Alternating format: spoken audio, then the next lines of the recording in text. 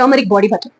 So this turmeric body butter, as soon as you take bath, you just pat dry your skin and immediately apply your skin in that moist skin. Okay, so that all the moisturizers, because pores will be open as soon as you take bath, it will go very deep and it will be absorbed. So when you use this on daily basis, as soon as you come out of the bath, your skin will absorb more moisturizer and more buttery, because this is made out of, even though cetyl alcohol, emulsifying wax, and stearic acid, we all use this, we use much of shea butter and mango butter.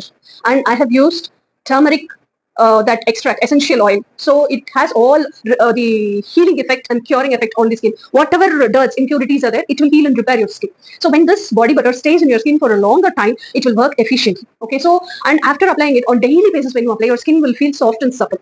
Okay, so this is the best solution for your body, and you will become fair as you keep on using it on daily basis. Okay, and when you apply it itself, the fragrance of the moisturizer of this body butter is so awesome, mood lifting. You will, more than the bath, you will enjoy applying this on your body. It's that refreshing smell. It is so awesome. So I will recommend for anybody it is, either even for kids also, turmeric body butter is a very, very wonderful, awesome choice.